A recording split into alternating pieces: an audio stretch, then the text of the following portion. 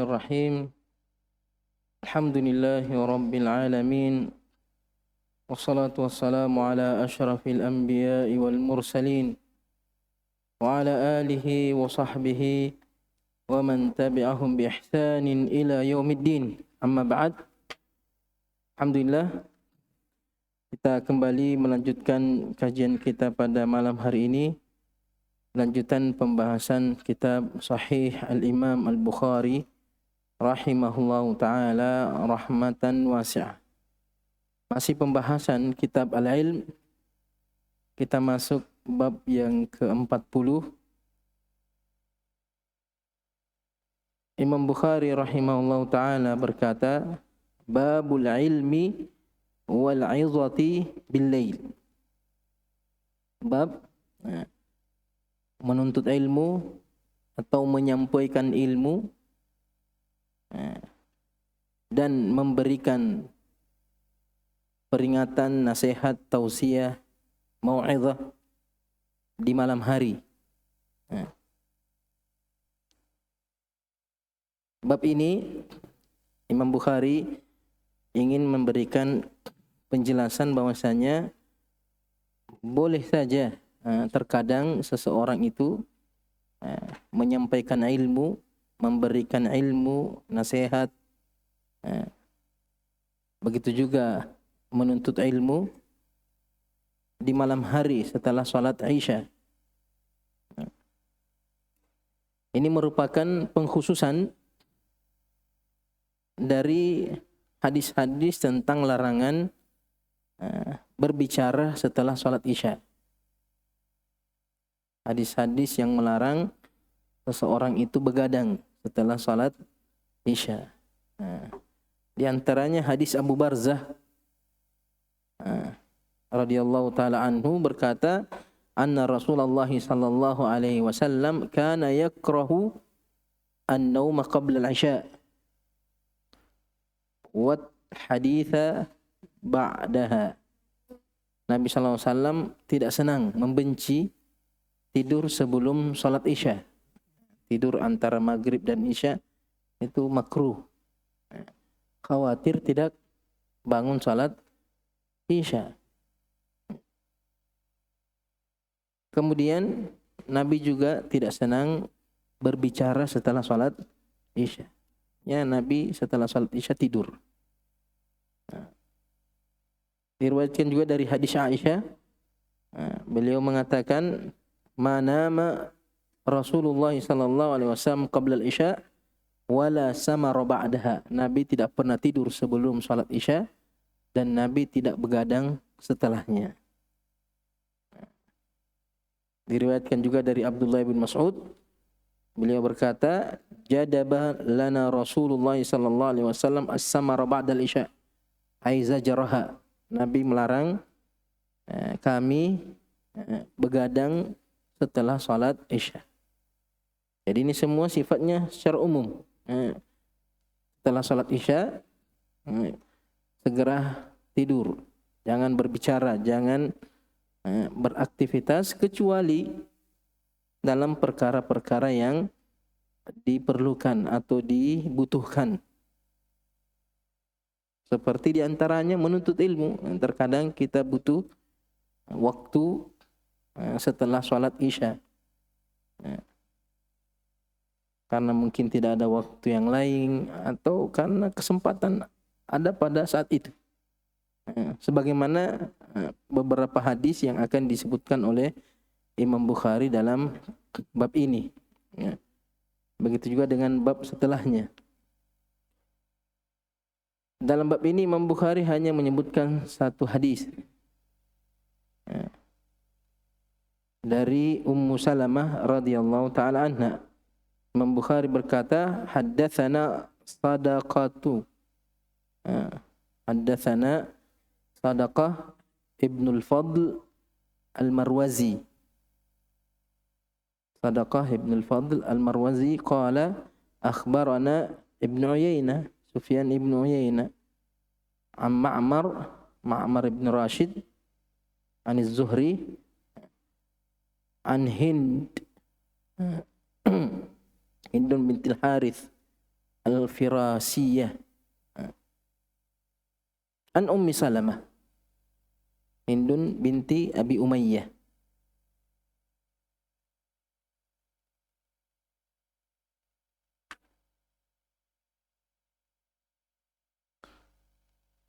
Qalat, Ummu Salamah berkata,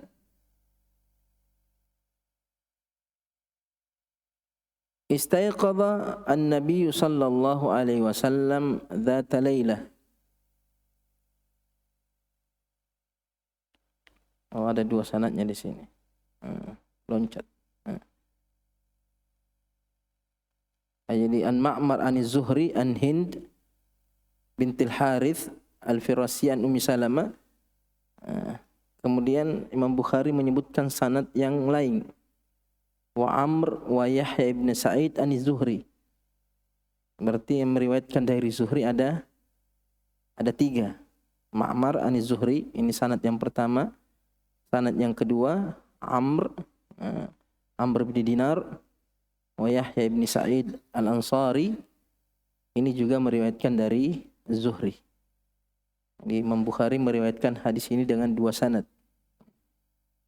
Ini Zuhri, nanti dari Zuhri meriwayatkan dari Hind meriwayatkan dari Ummu Salamah. Qalat, Ummu Salamah berkata, Istaiqadha an-nabiy sallallahu alaihi wasallam dzata lailah. Nabi sallallahu alaihi wasallam terbangun dari tidurnya pada suatu malam. Artinya tiba-tiba terbangun di tengah malam. Faqala, kemudian Nabi sallallahu alaihi wasallam berkata, Subhanallah, Maha suci Allah. Madza unzila al-lailata minal fitan? Apa yang Allah turunkan pada malam ini dari fitnah-fitnah, ujian-ujian, cobaan-cobaan. Wa madza futiha minal khazain? Dan apa yang dibuka dari perbendaharaan. Ulama di sini menafsirkan al-khazain ada dua. Yang pertama, al-khazain ini maksudnya kekayaan kerajaan Romawi dan Persia. Khazainul ard. Yang kedua, khazain artinya rahmat Allah Subhanahu wa taala. Rahmat Allah Subhanahu wa taala sebagaimana di surah Al-Isra ayat 100, kullau antum tamlikuna khazaina rahmati rabbi, khazaina rahmata rabbi. Jadi yang diturunkan pada malam ini baik berupa janji Allah akan memberikan pembebasan kota Persia dan kerajaan Romawi. Begitu juga sebagian ulama mengatakan yang Allah bukakan adalah pintu-pintu rahmatnya. Kemudian Nabi mengatakan aiqidhu sawahibal hujarat, atau sawahibul hujar, sawahibati al-hujar, sawahibati al-hujar, artinya wanita-wanita yang ada di kamar. Yang dimaksud istri Nabi sallallahu alaihi wasallam. Artinya bangunkan wanita-wanita yang ada di kamarnya. Maksudnya istri Nabi.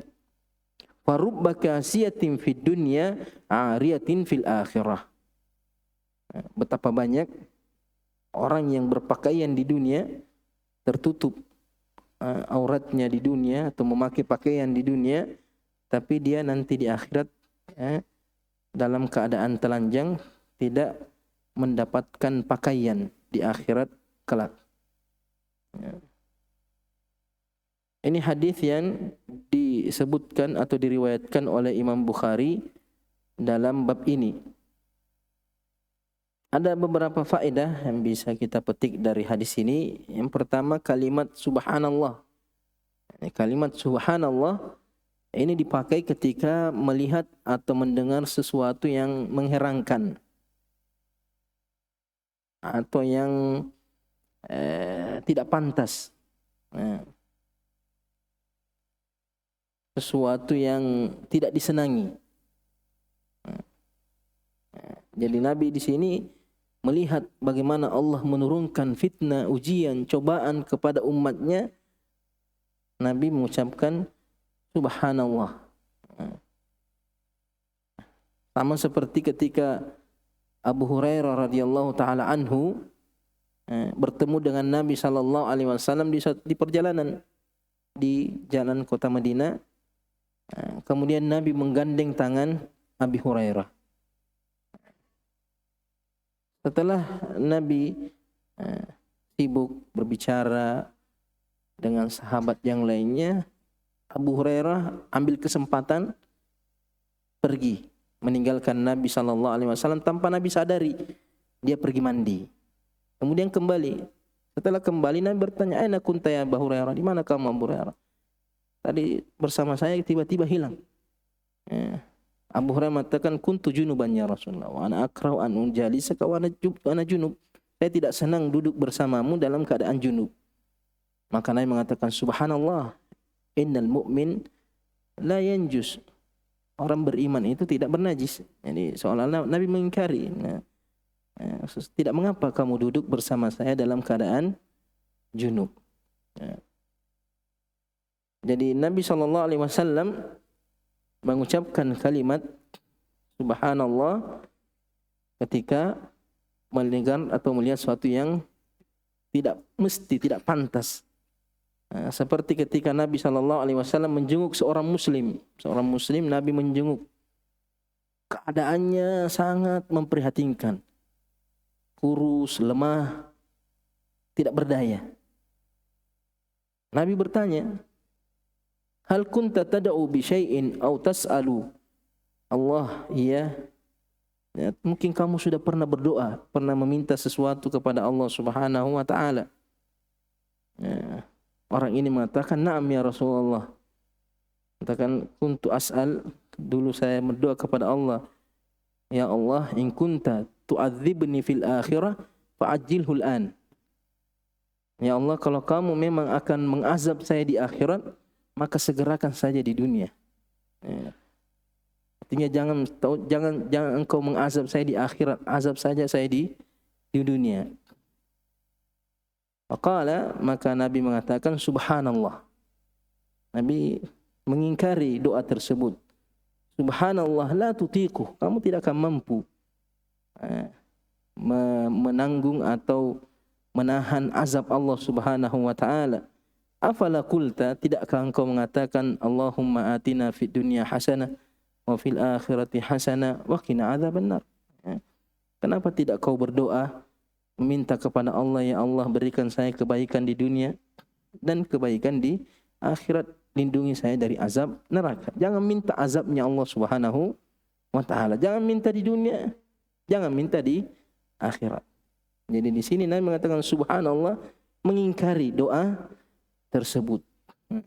Makanya kesalahan sebagian awam itu terkadang melihat sesuatu yang baik mengatakan subhanallah. Melihat anak bayi yang lucu, subhanallah lucunya. Nanti mengatakan subhanallah kalau melihat sesuatu yang tidak pantas, tidak cocok atau mengherankan, perbuatan yang mengherankan. Kemudian di antara faedah dari hadis ini, bagaimana besarnya kekhawatiran Nabi sallallahu alaihi wasallam terhadap umatnya. Karena fitnah yang turun ini tentu Allah turunkan kepada umatnya. Nabi sallallahu alaihi wasallam sangat kasihan terhadap umatnya, sangat prihatin terhadap umatnya. Khawatir dengan fitnah-fitnah, ujian-ujian yang Allah turunkan kepada umatnya. Makanya Zainab binti Jahsh suatu hari pernah didatangi oleh Nabi sallallahu alaihi wasallam dalam keadaan takut, dalam keadaan cemas, seperti melihat sesuatu yang sangat berbahaya. Kemudian Nabi mengatakan la ilaha illallah wailul lil arab min syarrin qad iqtarab. Wailul lil Arab min syarrin qad iqtarab. Celakalah orang Arab dari bahaya yang sudah sangat dekat, keburukan yang sudah sangat dekat. Futihal yauma min radmi Ya'juj wa Ma'juj mithl hadhihi. Telah dibuka bentengnya atau tembok yang memenjarakan Ya'juj wa Ma'juj seperti ini, kata Rasulullah. Nabi melingkarkan ibu jarinya dengan telunjuknya. Seperti ini sudah terbuka di masa Nabi. Sekarang mungkin agak besar-besar sudah. Kemudian Zainab bertanya, ya Rasulullah, anuhlak wa fina salihun? Apakah kami akan dibinasakan sedangkan masih banyak orang-orang soleh di antara kami? Ya, kenapa engkau cemas ya Rasulullah? Nah, masih banyak orang-orang soleh, masih banyak orang-orang yang salat, orang-orang yang beribadah, orang-orang yang beriman. Maka Nabi mengatakan, na'am, kalian akan dibinasakan sekalipun masih ada orang soleh. Idza kathural khabath, kalau keburukan itu sudah lebih banyak. Ya, sekalipun masih ada orang yang taat, masih ada orang yang beribadah, tapi kalau yang paling banyak di suatu negeri keburukan, maka Allah akan menurunkan azabnya. Wattaqu fitnatan la yusibanna alladziina zalamu minkum khassah. Hati dengan musibah, dengan fitnah, dengan ujian, cobaan yang Allah turunkan bukan hanya untuk orang-orang yang berbuat zalim saja, tapi semuanya akan mendapatkan ujian tersebut, cobaan tersebut. Kemudian hadis ini juga menunjukkan bahwasanya yang menurunkan fitnah, yang menurunkan bencana, azab, itu Allah Subhanahu wa taala. Segala kejadian yang ada di muka bumi ini, baik dan buruk, semua atas izin Allah Subhanahu wa taala. Perpecahan, pembunuhan, peperangan, kezaliman, baik dari kaum umat Islam sendiri atau kezaliman dari musuh-musuh Islam, begitu juga musibah berupa bencana alam, itu semua atas izin Allah Subhanahu wa taala, sebagai peringatan,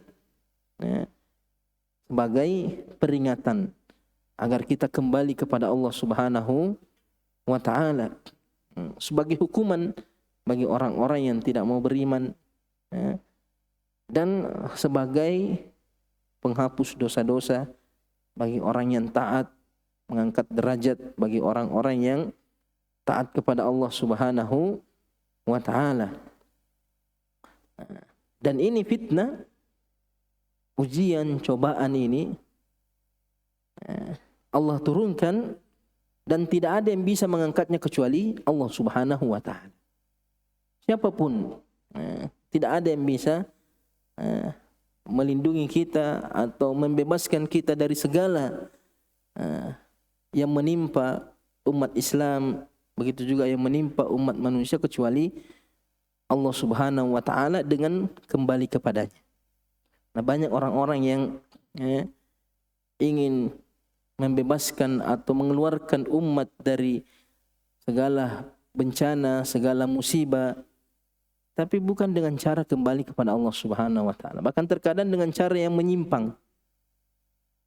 Bahkan terkadang dengan cara meninggalkan ajaran agama Islam, meninggalkan sunnah Rasulullah sallallahu alaihi wasallam dengan alasan ingin mengembalikan umat, ingin menyelamatkan umat dari bencana, musibah yang menimpanya. Termasuk kerendahan, kehinaan yang menimpa umat Islam, itu termasuk fitnah, termasuk ujian, termasuk cobaan. Makanya di hadis Ibnu Umar radhiyallahu taala anhu, Rasulullah bersabda, "Idza tabaya'tum bil 'ainah." Al-bay' al-'ainah, jual beli riba. Di antara bentuk praktik riba. Wa akhadtum adnabal baqar. Kalian sibuk dengan peternakan sapi.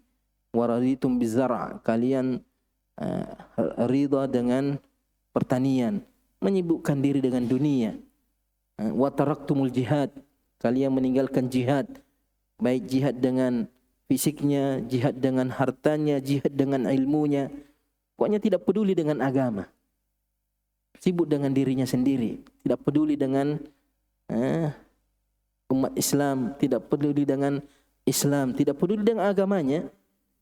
Ketika umat Islam sibuk dengan yang haram, sibuk dengan dunia, tidak peduli dengan agamanya, kata Rasulullah, sallallahu alaikum dhullan. Allah akan menimpakan kehinaan pada kalian, termasuk fitnah. Az-dhul artinya tidak ada umat yang takut kepada umat Islam, tidak ada yang segang. Umat Islam dihinakan, dibantai, dibunuh, diusir dari negerinya. Hanya yang lain cuma menonton saja, yang lain cuma melihat saja, tidak sanggup. Kata Rasulullah, la yanzi'uhu hatta tarji'u ila dinikum. Allah tidak akan mengangkat musibah itu, kehinaan itu, kerendahan itu, sampai kalian kembali kepada agama kalian. Jadi tidak ada yang bisa mengangkat fitnah, musibah, ujian, cobaan yang menimpa umat kecuali kembali kepada agama Allah Subhanahu wa taala, agama yang dibawa oleh Nabi sallallahu alaihi wasallam. Dan fitnah ini mencakup semua fitnah. Fitnah itu semua yang memalingkan dari kebaikan, dari iman ke kufuran, dari tauhid kepada kesyirikan, dari ketaatan kepada maksiat, dari ibadah kepada maksiat, dari sunnah kepada bid'ah. Itu semua fitnah. Ketika sesuatu memalingkan kita dari Allah Subhanahu wa ta'ala, itu fitnah, baik berupa harta, jabatan, wanita, anak, bahkan ilmu terkadang menjadi fitnah. Ketenaran, begitu juga dengan musuh-musuh Allah Subhanahu wa ta'ala, begitu juga dengan bencana, semua. Karena semua itu bisa memalingkan seseorang dari jalan Allah Subhanahu wa ta'ala. Allah berfirman, wa nabluukum bisyarri wal khairi fitnah. Kami akan menguji kalian dengan keburukan dan kebaikan sebagai fitnah, sebagai ujian, sebagai cobaan. Wa ilaina turja'un. Kemudian kata Rasulullah sallallahu alaihi wasallam dalam hadis ini, madza unzila al-laila minal fitan. Artinya saking besarnya Nabi sangat takjub, sangat bertanya-tanya betapa besar, betapa banyak yang Allah turunkan berupa fitnah kepada umatnya malam ini. Wa madza futiha minal khazain. Kalau kita menafsirkan khazain di sini adalah kekayaan kerajaan Persia dan Romawi, maka itu termasuk fitnah juga. Harta, kekuasaan yang Allah berikan kepada umat Islam setelah Nabi wafat, para sahabat membebaskan Romawi, menguasai Persia, mengambil harta-harta mereka sehingga umat Islam merasakan kenikmatan-kenikmatan. Itu termasuk fitnah. Disebabkan itulah menyebabkan pertikaian, permusuhan, perebutan kekuasaan, perebutan harta. Makanya Nabi SAW mengatakan, inna likulli ummatin fitnah wa fitnatu ummati al-mal. Setiap umat itu ada ujiannya, ada cobaannya. Dan ujian cobaan yang Allah timpakan kepada umatku adalah ujian harta.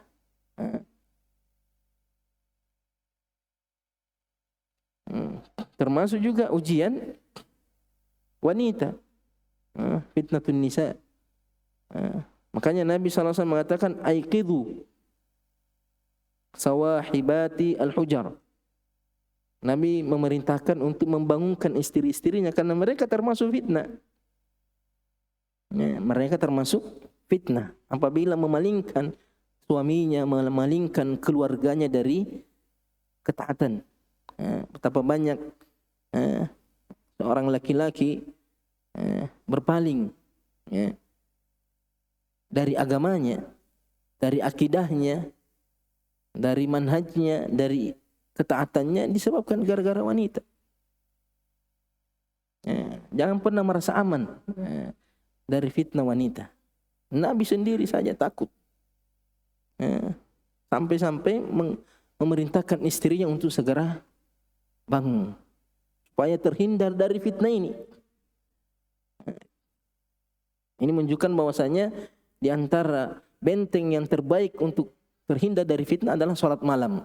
Nabi di sini memerintahkan istrinya untuk bangun untuk mendirikan sholat malam karena Nabi terbangun ini di tengah malam. Supaya terhindar dari fitnah yang Allah Subhanahu wa taala turunkan. Kemudian dia mengatakan farubba kasiyatin fid dunya ariyatin fil akhirah. Betapa banyak orang yang berpakaian di dunia, menikmati segala kenikmatan di dunia. Terpuji di dunia, dihormati di dunia karena pakaiannya, karena penampilannya, karena rumahnya, karena hartanya. Tapi ternyata di akhirat dia tidak punya apa-apa, miskin. Dia hina di akhirat, tidak memiliki apa-apa. Karena yang dia miliki di dunia hanya sebatas di dunia saja, tidak mampu dia manfaatkan untuk akhiratnya, tidak dia persiapkan untuk akhiratnya. Maka ini juga memberikan peringatan dari Nabi SAW. Di antara yang membentengi kita dari fitnah adalah memperbanyak sedekah, memperbanyak berbagi. Karena harta kalau tidak dimanfaatkan dalam ketaatan itu akan menjadi fitnah yang sangat besar. Fitnah yang akan merusak seseorang karena dilalaikan oleh fitnah. Innama amwalukum wa auladukum fitnah. Anak, harta, itu semua adalah fitnah ketika memalingkan kita dari ketaatan kepada Allah Subhanahu wa taala. Di sini juga contoh dari Nabi sallallahu alaihi wasallam untuk para suami itu membangunkan istrinya ketika salat malam, termasuk perlindungan kepada istri dan anak-anak. Ya ayyuhalladzina amanu qu anfusakum wa ahlikum nara. Hai orang beriman, jaga diri kalian dan keluarga kalian dari api neraka. Wa'mur ahlaka bis-shalah wastabir 'alaiha. Perintahkan keluargamu untuk mendirikan salat dan bersabarlah. Kemudian pakaian terbaik bagi seorang di dunia itu adalah pakaian ketakwaan. Karena inilah yang akan kita pakai nanti di akhirat. Pakaian ketakwaan itulah yang dinilai oleh Allah Subhanahu wa taala. Adapun penampalan pakaian yang terlihat ini hanya untuk menutupi aurat kita saja. Tapi pakaian ketakwaan itu menutupi kekurangan-kekurangan kita yang tidak terlihat. Makanya Allah Subhanahu wa taala memperingatkan di surat Al-A'raf, ya bani Adam, qad anzalna 'alaikum libasan yuwari sawatikum wa risha wa libasut taqwa dzalika khair. Jadi jangan sampai hanya kita fokus dengan pakaian yang nampak ini, penampilan saja. Lupa bahwa ada pakaian yang lebih baik, yaitu ketakwaan. Betapa banyak orang pakaiannya indah tapi buruk di mata manusia. Kenapa? Karena akhlaknya, karena perilakunya. Sekalipun dia memakai emas, pakaiannya indah kemilau, tapi kalau akhlaknya buruk tidak akan baik di mata orang-orang soleh, apalagi di mata Allah Subhanahu wa taala. Betapa banyak orang yang pakaiannya lusuh, sederhana, bahkan terkadang sangat rendah penampilannya, tapi dia mulia di sisi Allah Subhanahu wa taala. Kenapa? Karena pakaian ketakwaannya. At-taqwa hahuna, at-taqwa hahuna. Nabi menunjuk artinya innallaha la yanzuru ila suwarikum. Ini Allah tidak melihat pakaian yang nampak ini. Sekalipun itu termasuk sesuatu yang dianjurkan untuk diperhatikan, tapi jangan sampai kita hanya fokus penampilan zahir atau pakaian zahir tapi tidak memperhatikan pakaian yang batin. Kemudian bab selanjutnya bab selanjutnya hanya berupa perincian saja. Mengatakan bab as-samur fi al-ilm. Begadang dalam menuntut ilmu atau menimba ilmu. Terkadang orang kalau sudah sibuk dengan ilmu biasanya lupa tidur. Apalagi kalau serius mengkaji suatu masalah, nanti biasanya hilang ngantuknya. Maka terkadang dibolehkan. Di sini Imam Bukhari menyebutkan dua hadis. Hadis yang pertama dari Abdullah bin Umar.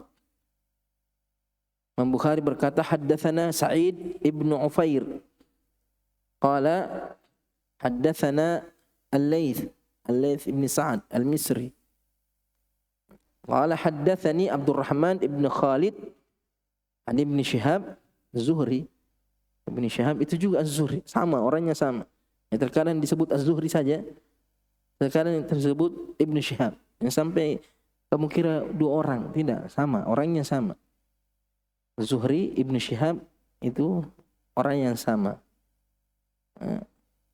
An Salim Ibn Abdullah Ibn Umar, anaknya Abdullah Ibn Umar. Wa Abi Bakr Ibn Sulaiman Ibn Abi Ibn Abi Hathmah. Anna Abdullah Ibn Umar qala Shalla bina an-nabiy sallallahu alaihi wasallam al-isya fi akhir hayatih. Ini di akhir-akhir hayatnya Nabi sallallahu alaihi wasallam sebelum wafat. Nabi salat Isya mengimami para sahabat. Falamma sallama, setelah Nabi mengucapkan salam, qama, Nabi berdiri. Nah, ini menunjukkan boleh orang itu setelah salam langsung menyampaikan tausiah, nasihat. Nah, terkadang ada yang menegur, berzikir dulu. Nabi terkadang kalau dibutuhkan, tidak perlu menunggu zikir kemudian salat sunnah. Jadi Nabi setelah salam langsung berdiri, menyampaikan tausiah, menyampaikan nasihat. Ini setelah salat Isya. Faqala, Nabi mengatakan, ara'aitakum lailatakum hadhihi. Tidakkah kalian melihat malam kalian ini?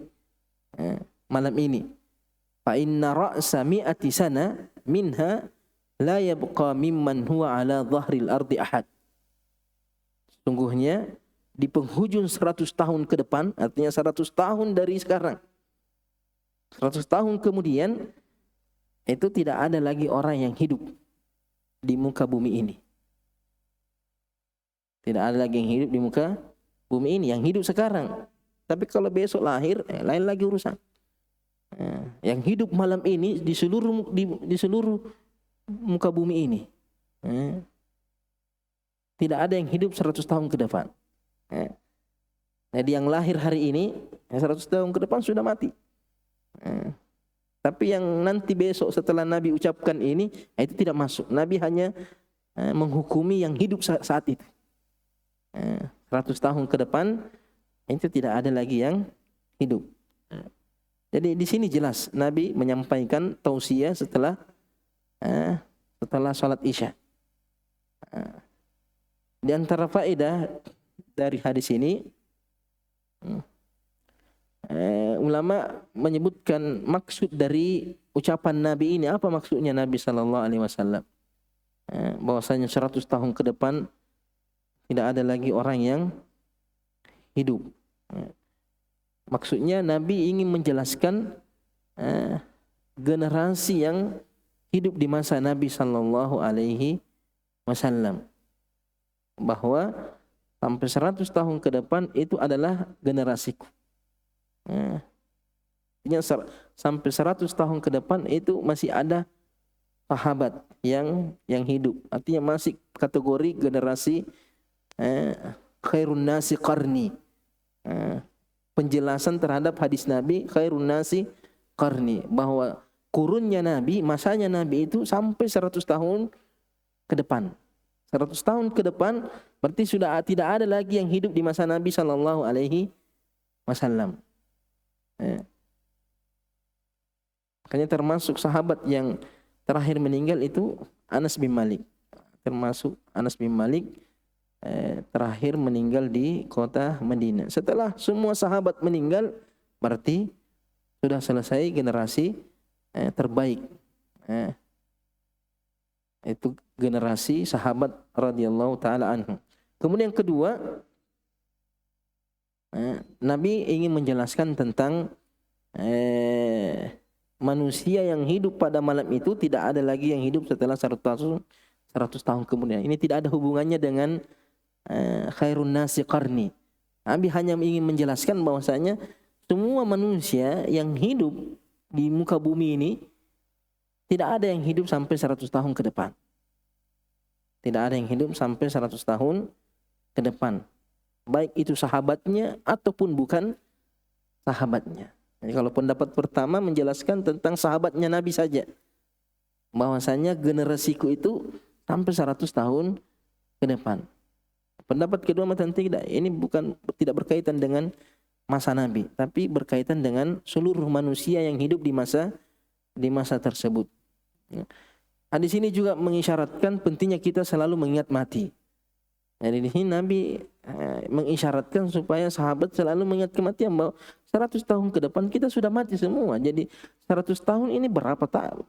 Singkat. 100 tahun itu singkat. Ya, 100 tahun itu singkat. Jadi tidak perlu terlalu panjang angan-angan. Karena 100 tahun itu sedikit sekali orang yang sampai kepada umur 100 tahun. Ya, Nabi mengatakan na'amaru ummati baina sittina wa sab'in.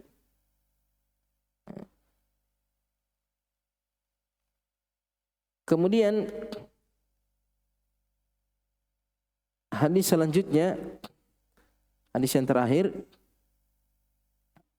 qala Imam Bukhari haddatsana Adam ibn Abi Iyas qala haddatsana Syu'bah bin Al-Hajjaj qala haddatsana Al-Hakam ibn Utaibah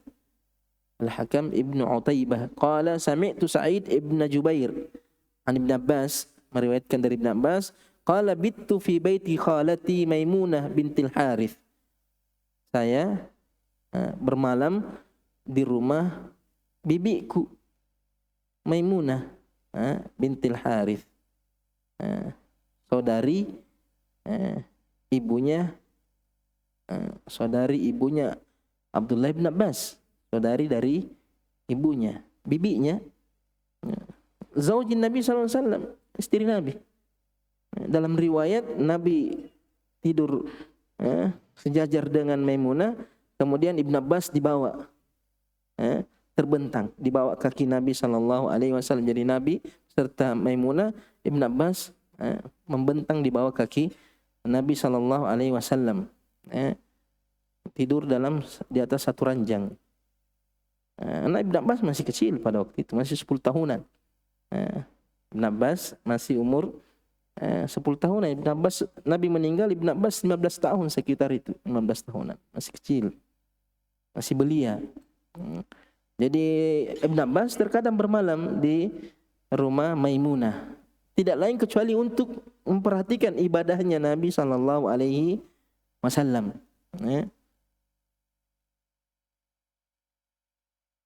Wa kana Nabi sallallahu alaihi wasallam indaha fi lailatiha. Pada waktu itu Nabi sedang ada di rumah Maimunah, sedang gilirannya Nabi bermalam di rumah Maimunah. Fa sallan Nabi sallallahu alaihi wasallam al-isya. Nabi sallallahu alaihi wasallam salat isya, thumma jaa ila manzilihi. Kemudian datang ke rumahnya Maimunah, fa shalla 4 rakaat.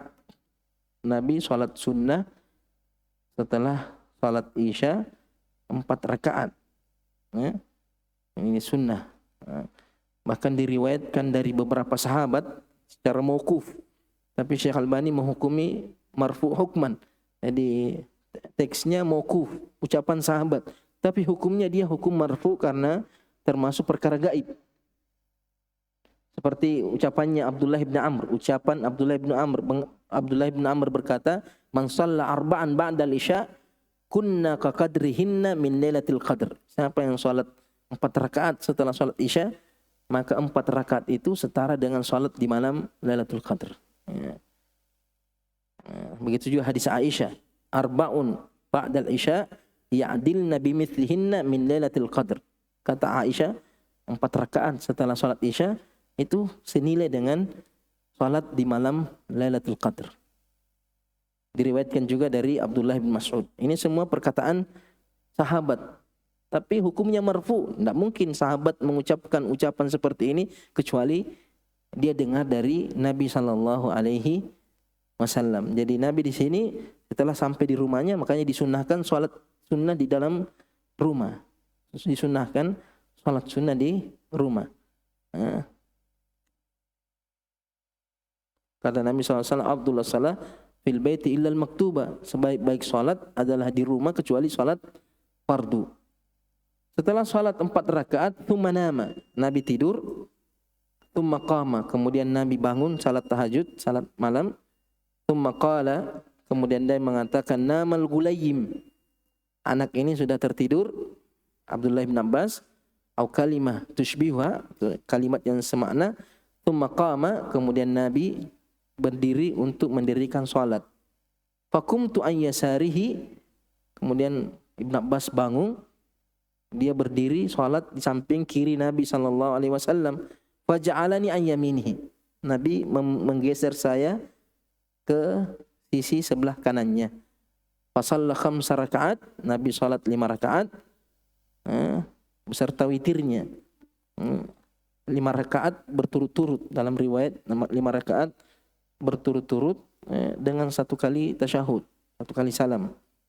Tsumma shalla rak'ataini, kemudian salat 2 rakaat, tsumma nama, kemudian tidur lagi, hatta sami'tu ghatitahu aw khatitahu tsumma kharaja ila shalah. Saya mendengarkan suara napasnya Nabi sallallahu alaihi wasallam, kemudian Nabi keluar mendirikan salat. Azan dulu, kemudian kita ambil sedikit faedahnya dari hadis ini.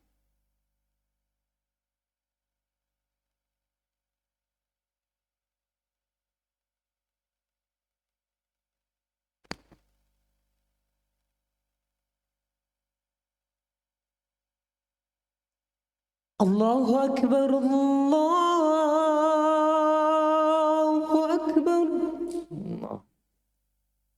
Allahu Akbar,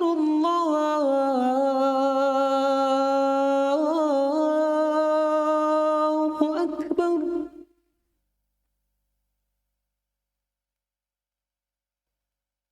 Asyhadu an la ilaha illallah.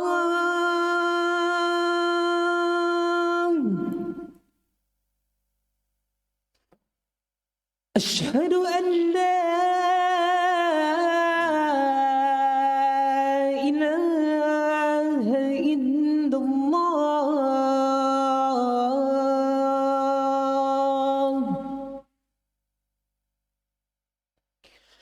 Asyhadu anna Muhammadar Rasulullah.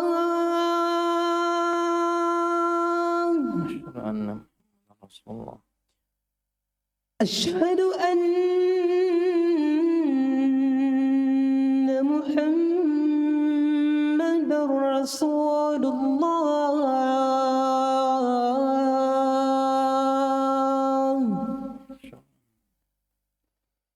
Hayya 'alas salah,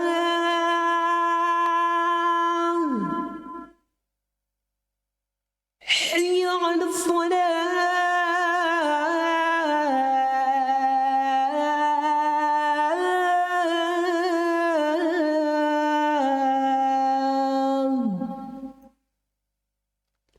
hayya 'alal falah.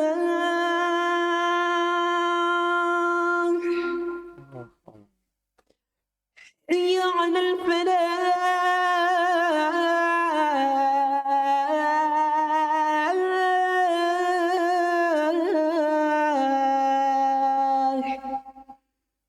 الله أكبر الله أكبر لا إله إلا الله. Sallallahu.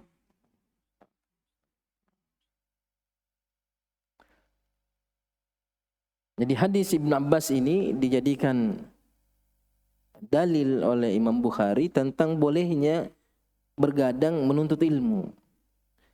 Pertanyaannya, mana syahidnya di sini? Mana wajul istidlalnya dari kisah Ibn Abbas ini? Ibn Abbas bermalam, kemudian Nabi bangun, kemudian salat, kemudian Ibn Abbas ikut di belakang Nabi atau di samping Nabi sallallahu alaihi wasallam.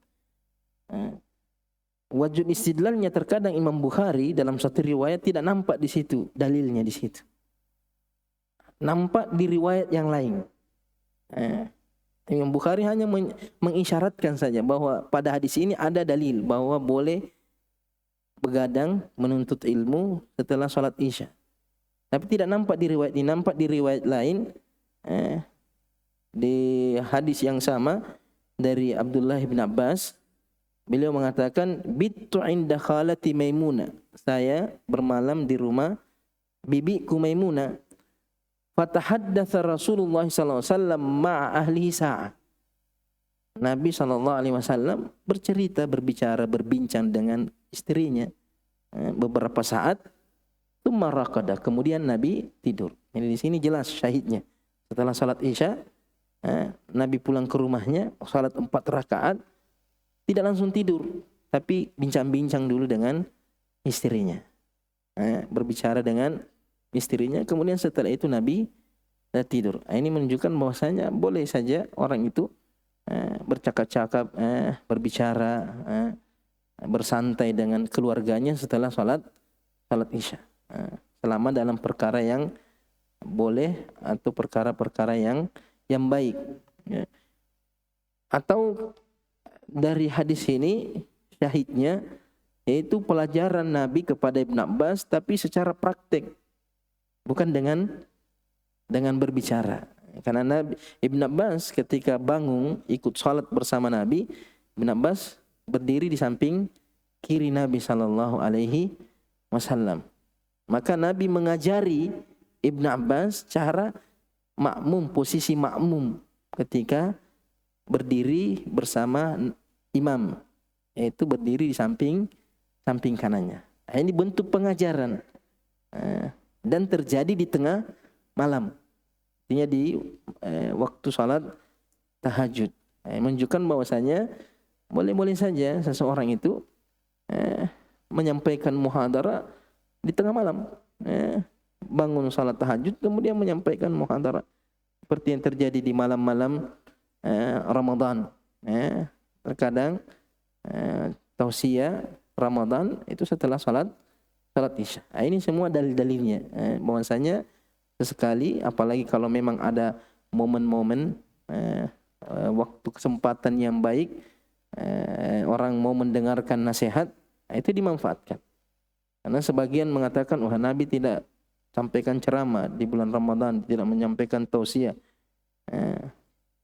tidak menyampaikan tausiah, tidak membuat majelis ilmi di bulan Ramadan. Kita mengatakan ini semua dalil-dalil yang menunjukkan bahwasanya boleh seseorang itu menyampaikan ilmu di malam hari setelah salat Isya, bahkan di tengah malam, ketika ada momen atau kesempatan yang bisa dimanfaatkan.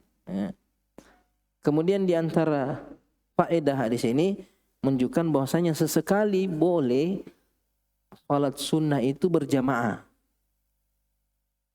Salat malam, di antaranya ini salat malam. Salat sunnah secara berjamaah. Kalau salat tarawih jelas Nabi SAW salat berjamaah di malam-malam bulan Ramadan. Tapi ini hadisnya Ibn Abbas bukan di bulan Ramadan, di hari biasa. Seumpamanya di antara kalian bangun tengah malam, salat, tiba-tiba dapat orang salat, bisa kamu ikut salat di belakangnya. Sekalipun dia tidak di awalnya dia salat sendiri, tapi tiba-tiba kamu salat di belakangnya, itu boleh-boleh saja. Ya. Boleh menjadi makmum sekalipun imamnya tidak berniat menjadi imam. Dan tidak perlu pakai kode-kode, sentuh bahunya lah, apalah, tidak perlu. Langsung saja berdiri di samping kanannya. Kalau cuma sendiri itu sejajar dengan imam, sejajar dengan imam. Sebagian seperti Syafi'i ya menganjurkan mundur sedikit, sebagaimana diriwayatkan dari Ibn Abbas juga ketika dia berdiri atau Nabi SAW meletakkan Ibn Abbas sejajar dengan Nabi SAW, Ibn Abbas mundur mundur ke belakang, tidak mau berdiri sejajar dengan Nabi SAW. Setelah Nabi SAW salat, Nabi bertanya kepada Ibn Abbas, "Ma sya'nuki aj'aluka hidai fatahnis." Ya, ada apa dengan engkau wahai Ibn Abbas? Saya tempatkan kamu di samping kanan saya sejajar, terus kamu mundur sedikit. Kenapa tidak berdiri di tempat yang saya berikan? Fakultu, Ibn Abbas mengatakan, ya Rasulullah, awayam bagi li ahadin ayyusalli hidha'ak. Apakah pantas seseorang salat sejajar denganmu? Sehingga Ibn Abbas mundur sedikit, merasa tidak pantas duduk berdiri sejajar dengan Nabi sallallahu alaihi wasallam. Wa anta Rasulullah alladzi ataqallah. Qala fa'ajabathu. Nabi kagum dengan ucapan Ibn Abbas. Tapi kita bisa mengatakan ini khusus bagi Nabi sallallahu alaihi wasallam. Dan tentunya perintah Nabi lebih kita utamakan daripada ijtihadnya Ibn Abbas. Nabi meletakkan Ibn Abbas di samping Nabi sejajar. Ibn Abbas berijtihad mundur sedikit dan ijtihadnya dibenarkan oleh Nabi sallallahu alaihi wasallam. Tapi di masa sekarang tidak ada yang seperti Nabi sallallahu alaihi wasallam. Sehingga imam dan makmum apabila satu orang dia sejajar, tidak mundur. Kadang kita mundur juga lagi dia. Terkadang dibiarkan saja, karena terkadang tidak paham. Jadi sunnahnya kalau berdua sejajar. Imam berdiri, makmum berdiri di samping kanan makmum. Kemudian hadis ini juga menunjukkan bahwasanya boleh melakukan gerakan sedikit dalam sholat untuk kemaslahatan sholat. Seperti Ibn Abbas berdiri di samping kiri Nabi, Nabi geser. Nabi bergerak menggeser Ibn Abbas lewat belakang. Jadi Nabi menarik Ibn Abbas ke belakangnya, kemudian diletakkan di samping kanan Nabi sallallahu alaihi wasallam. Ini gerakan untuk kemaslahatan salat. Ini seumpamanya salat staf terputus, ya bergeser tidak ada masalah, atau kosong di depan maju ke depan. Itu untuk kemaslahatan salat. Dibolehkan apabila ada maslahat, seperti Nabi salat sambil menggendong putrinya atau cucunya Umamah binta Zainab, menggendong, salat sambil menggendong, ini gerakannya banyak ini, tapi itu dibolehkan untuk kemaslahatan salat. Hadis ini juga dijadikan dalil oleh ulama boleh jalan atau boleh lewat di depan makmum. Boleh lewat di depan makmum, tidak boleh lewat di depan imam. Karena Nabi mengatakan sutratul imam, sutratul makmum. Sutranya imam itu sutranya makmum. Jadi makmum tidak punya sutra. Sutranya makmum itu sutranya imam. Jadi tidak boleh kita lewat di depannya imam, tapi depannya makmum boleh. Seperti yang dilakukan Ibn Abbas ketika Nabi sholat berjamaah, Ibn Abbas lewat di antara saf sambil naik keldai. Dia di antara saf. Dan itu boleh. Seperti hadis ini juga, Ibn Abbas di samping kiri Nabi, kemudian Nabi geser di belakangnya. Berarti Nabi melewati Ibn Abbas di depannya. Seolah-olah Nabi berada di depannya Ibn Abbas, diletakkan samping kanan. Jadi sepertinya Nabi lewat di depan Ibn Abbas.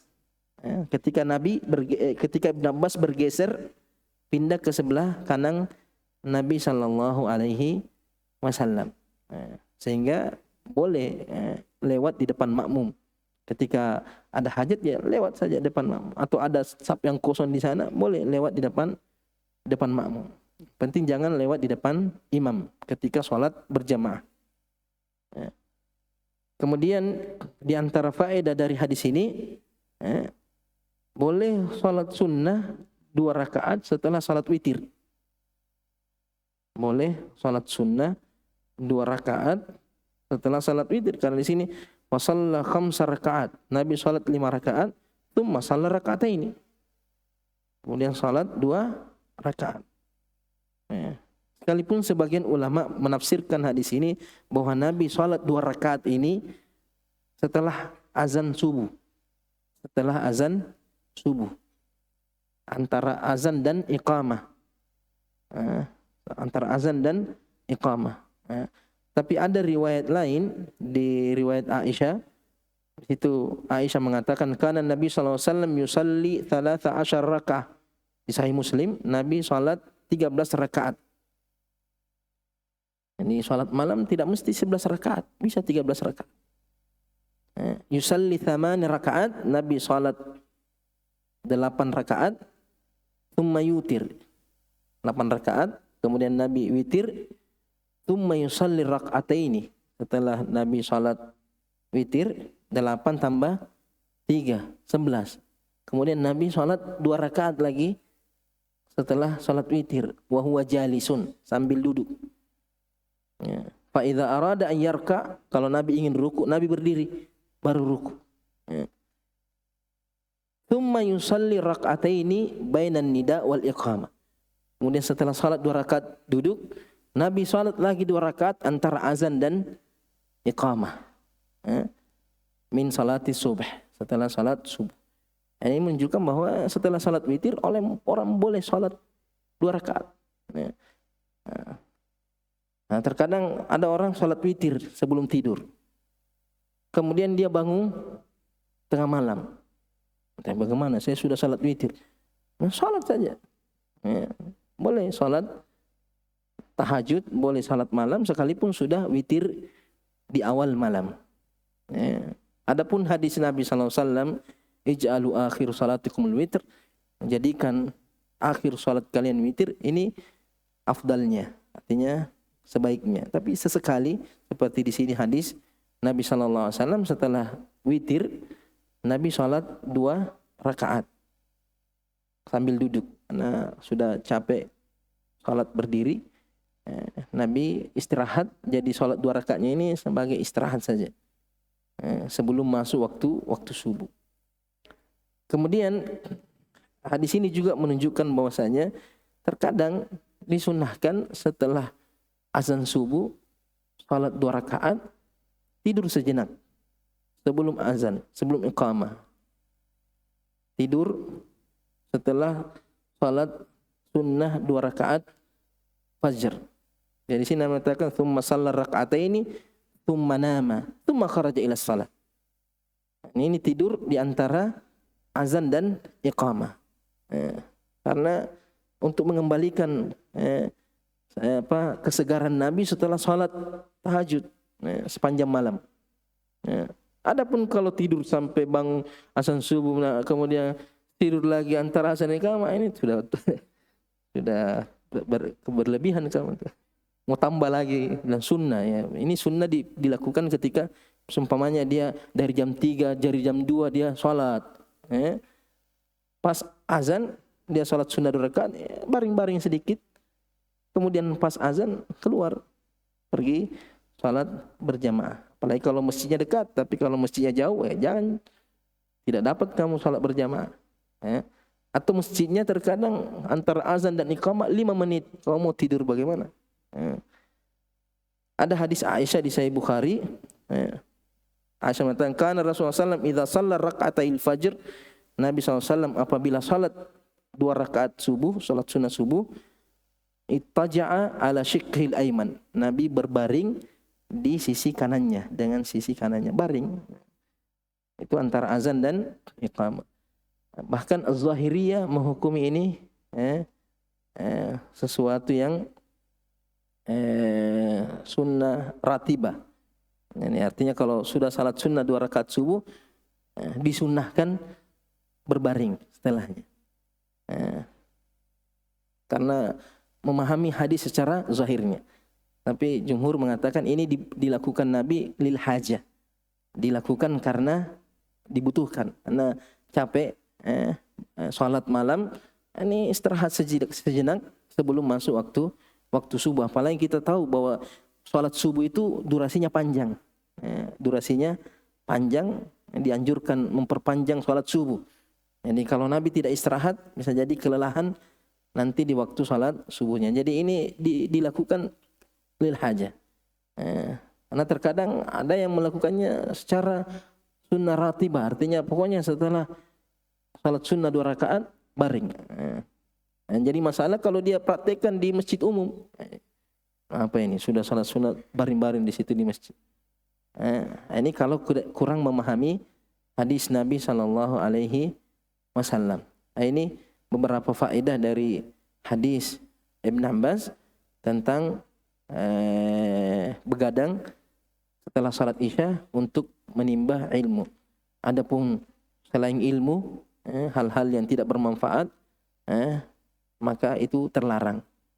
Karena dikhawatirkan akan mempersulit dia bangun salat malam atau mempersulit dia bangun salat subuh. Tapi kalau dibutuhkan untuk kemaslahatan, bukan hanya untuk kemaslahatan ilmu, terkadang untuk masalah masyarakat, terkadang ada hal-hal yang dibutuhkan oleh masyarakat, terkadang dia sebagai seorang figur di masyarakat atau dia punya jabatan di masyarakat dan dia dibutuhkan setelah sholat Isya, maka itu dibolehkan kalau ada hajat.